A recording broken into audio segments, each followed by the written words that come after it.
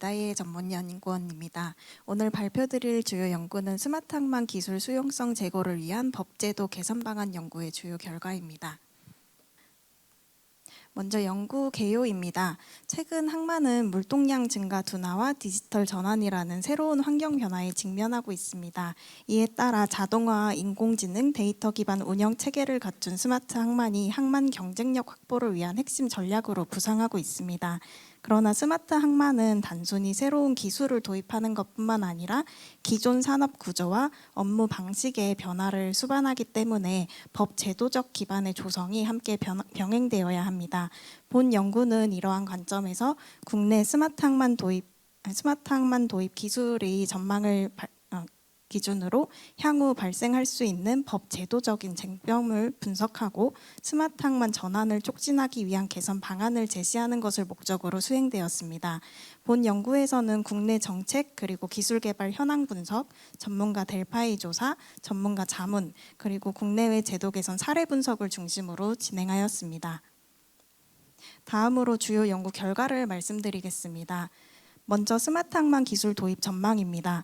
국내 주요 정책에서는 스마트 항만 구축을 주요 정책 과제 중에 하나로 설정하고 있습니다.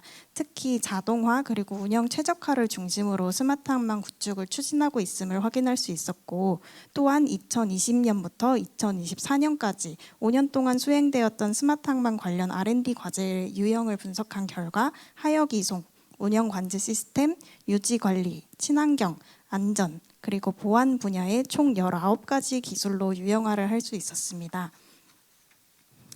이들 기술의 예상 도입 시점을 파악하기 위해 항만 분야 전문가를 대상으로 2단계 델파이 조사를 실시하였습니다. 그 결과 19개 중에 16개 기술에 대한 합의된 의견을 도출했고, 본 연구에서는 그 중에서도 스마트 메가포트를 목표로 하는 진해신항이 2030년을 우선 개장을 목표로 하고 있음을 고려하여 2030년 이상의 도입이 예상되는 12개의 기술을 중심으로 향후 예상 환경 변화와 법제도 분석을 수행하였습니다. 다음으로 스마트 항만 기술 도입에 따른 예상되는 환경 변화입니다. 하역 이송 분야에서는 자동화 장비 도입이 확대되면서 기존의 현장에 탑승하는 작업 중심 방식이 원격 제어 그리고 자율주행 중심으로 변화할 것으로 예상되고, 이 과정에서 유인 장비와 무인 장비가 혼재하는 작업 환경이 나타나고, 또 한편으로는 전기 기반 장비가 확산됨에 따라 충전 인프라나 전력 소요도 증가할 것으로 예상이 되었습니다. 또 운영 관제 분야에서는 터미널 운영 시스템의 역할이 앞으로 더욱더 확대될 것으로 전망되면서 단순히 작업 계획을 수립하는 차원을 넘어서 장비 간의 연계나 최적화된 운영 의사결정을 지원하게 되고, 그 과정에서 항만에서 처리해야 하는 데이터의 양과 종류도 크게 증가할 것으로 예상이 됩니다. 또 세 번째로 유지관리 분야에서는 드론, 센서, AI 등을 활용해서 기존에 없던 첨단 기술을 활용한 예측 기반의 유지관리가 확대될 것으로 전망되었습니다. 또 친환경 분야에서는 탄소 배출 관련한 규제가 본격적으로 가시화되면서 탄소 배출량 측정에 대한 관리 요구가 강화될 것으로 예상이 되었습니다. 마지막 데이터 의존도가 높아지면서 보안 분야에서 사이버 보안의 중요도도 이제 물리적 보안뿐만이 아니라 지속적으로 증가하고 지켜야 될 분야로 전망이 되었습니다. 다음으로 이러한 환경 변화가 실제 법 제도 측면에서 어떠한 영향을 미치는지 검토하였습니다. 먼저 검토에 앞서 우선 항만 관련한 법령 그리고 관계 법령을 분석하여 스마트 항만 전환 과정에서 쟁점이 발생할 수 있는 내용들이 어떤 것들이 있는지를 검토하였습니다. 예를 들어 아래 표에 보시는 것처럼 항만법에서는 항만 시설의 종류나 항만 시설 장비의 종류 그리고 항만 시설 장비의 검사 대상, 방법과 같은 것들을 규정하고 있습니다.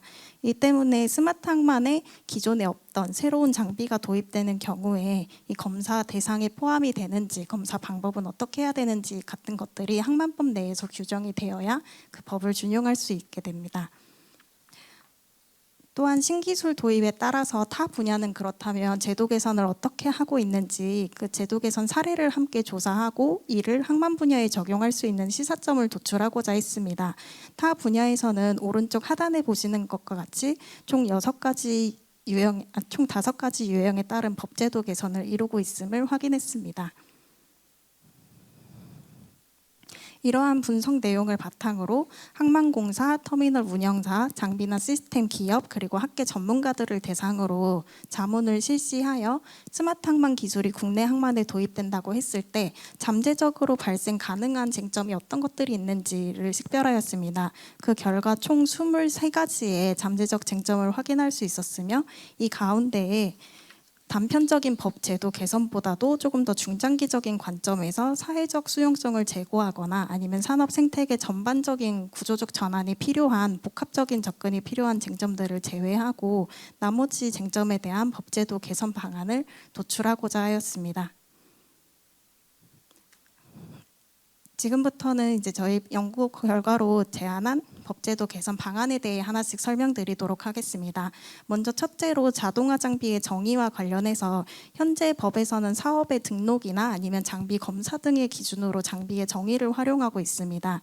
때문에 항만시설 장비의 정의에 새롭게 등장하는 자동화 장비의 정의가 정립될 필요가 있습니다. 개선 방안으로 제안한 것은 항만법 시행령 별표 5에서 제시하고 있는 항만시설의 장비 종류에 자동화 크레인 그리고 자동 이송 장비와 같은 정의를 새롭게 정립하는 것입니다.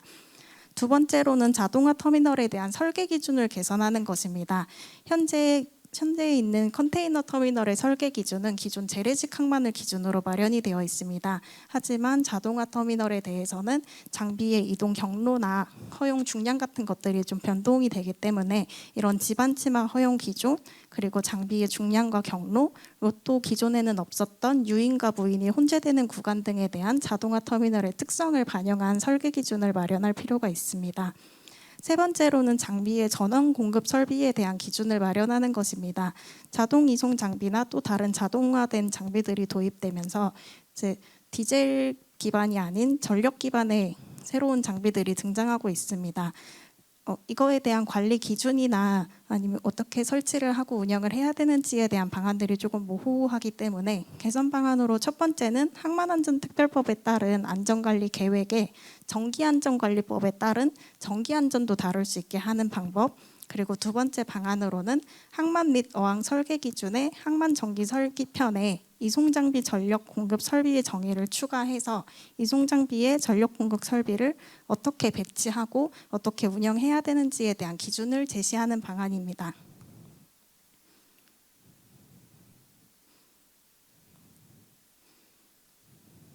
네, 다음은 항만시설과 장비의 검사 관리 기준을 개선하는 것입니다. 네 번째로 자동 이송 장비의 검사 기준을 마련해야 됩니다. 현재 자동 이송 장비는 유인 이송 장비와 달리 모니터링, 정밀 제어, 서스펜션과 같은 기존에 없던 기능들이 조금 더 중점적으로 반영이 되게 됩니다. 때문에 이거에 대한 안전성이나 성능 검증을 어떻게 할 것인지에 대한 기준의 마련이 필요하고, 현재 항만 장비의 검사 기준을 제시하고 있는 항만시설 장비 관리 규칙에 이 검사 대상을 신설하도록 하고 그 검사 기준도 마련할 필요가 있습니다. 다섯 번째로는 첨단 기술의 항만시설물 안전점검 활용 기반을 마련하는 것입니다. 현재의 항만시설물 안전점검이란 사람에 의한 육안관찰 중심으로 법적으로 정의가 되고 있습니다. 이런 사람이 투입되는 육안 중심의 점검 방식을 좀 보완해서 항만시설물의 점검에 첨단 기술을 활용할 수 있도록 하는 개선이 필요합니다. 이를 위해서는 두 가지 접근이 필요한데, 첫 번째로는 항만시설물 안전점검 지침에서 점검의 방식을 맨눈에 의한 육안 방식뿐만이 아니라 영상 장비나 데이터 수집 장비 같은 새로운 기술을 활용할 수 있도록 명시하는 것이고, 두 번째로 항만에 CCTV가 설치가 어렵게 한다든지 하는 그런 국제선박 항만보안법에 따라서도 항만 시설물의 안정점검이나 유지관리 목적에서는 드론이나 CCTV와 같은 영상 장비 활용이 가능하도록 개정하는 것 두 가지의 지침이 필요합니다. 네, 다음으로는 데이터 활용 및 관리 기반을 조성하는 것입니다. 여섯 번째 제안 사항으로는 개인정보 그리고 위치정보의 활용 근거를 마련해야 됩니다. 자동화 장비나 원격 제어 장비들은 CCTV와 센서와 같은 영상 장비에서 수집하는 데이터에 의존할 수밖에 없는 상황입니다. 때문에 영상 정보 그리고 위치 정보의 수집이 증가하고 있는데, 이런 정보들을 처리해도 처리할 수 있는지, 또 어떻게 관리하고 이런 보안 사항들은 어떻게 해야 되는지에 대한 근거가 모호합니다. 실제로 자율주행차법과 같은 사례를 보면 자율주행자동차법에서는 자율주행 자동차의 운행이나 안전관리 목적으로 수집한 정보는 익명 처리해서 활용하는 경우 개인정보보호법과 같은 타법의 적용을 받지 않는다는 특례 조항을 마련했습니다. 이와 같이 항만의 신기술 적용을 위해서는 영상이나 위치 정보를 보안 처리하여 활용할 수 있도록 하는 특례 조항을 마련할 필요가 있습니다. 또한 이러한 정보가 악용되거나 유출되지 않도록 자체 안전관리 계획 중에서 이런 정보 보호 조치에 대해서는 어떻게 해야 할지에 대한 의무사항을 명시하는 조항도 함께 마련할 필요가 있습니다. 다음으로는 항만 데이터 표준화입니다. 이 다양한 장비와 시스템이 실시간으로 상호 연계하는 과정에서 데이터가 표준화되지 않는다면 비효율이 발생할 우려가 있습니다. 때문에 항만 데이터 표준을 우선 산업에서 마련을 하고 그것을 이제 산업 표준으로 신속하게 채택한 후에 보완하고 안정화하는 과정을 거쳐서 국가 표준 그리고 더 나아가 국제 표준까지 채택될 수 있도록 하는 단계적 접근이 필요합니다. 8번째로는 탄소 배출량 관리를 위한 배출량 산정 지침 개발입니다. 현재 항만에서의 탄소 배출 관리에 대한 요구도 점점 증가하고 있는 상황에서 탄소 배출량을 측정하고 예측하고 관리하는 기술들이 개발되고 있습니다. 하지만 배출량 측정을 위해 어떤 데이터를 수집해야 하는지, 수집 방식은 어떻게 해야 되고 산정식은 어떻게 되는지에 대한 기준이 미비하기 때문에 기술 개발의 기준이 되는 그런 기본 기준 자체가 없어서 기술 개발에도 조금 애로를 겪고 있습니다. 따라서 항만의 탄소 배출량을 어떻게 산정하고 관리하고 계산할 것인지에 대한 지침을 마련할 필요가 있습니다. 다음으로 스마트 항만 안전관리 지침 마련이 필요합니다. 기존에 마련되어 있는 안전관리 기준들은 전통적인 항만에서 발생하는 위험 상황이나 사고 사례를 중심으로 마련이 되어 있습니다. 때문에 스마트 항만 전환으로 나타나는 환경 변화에 대응한 안전관리 기준들은 전무한 상황입니다. 따라서 기존에 있는 부산항 항만하역 근로자 안전관리 지침 그리고 부산항 안전관리 매뉴얼과 같은 기존에 있는 항만 안전관리 매뉴얼에 스마트 항만에서 발생할 수 있는 유무인 구간에서의 안전이라든지 하는 사항들을 반영하여 안전관리 지침을 개정할 필요가 있습니다. 마지막 10번째로는 사이버 보안 강화 기반 조성입니다. 기존에 있던 사이버 보안에 관련된 내용들이 현재 항만의 안전관리 기준, 보안 관련 기준들이 물리적 보안에만 조금 초점이 맞춰져 있어서 사이버 보안에 대한 내용들을 조금 담을 필요가 있습니다. 미국이나 싱가포르, EU와 같은 데에서는 이미 사이버 보안에 대한 지침을 마련해서 운행하고 있고 국내에서도 회사 관련 부분에서는 이미 사이버 안전 관련된 체계를 마련하고 있습니다. 때문에 항만에서도 사이버 보안을 어떻게 해야 될지 국내에서도 관련 기반을 조성할 수 있는 법적인 근거가 필요한 상황입니다.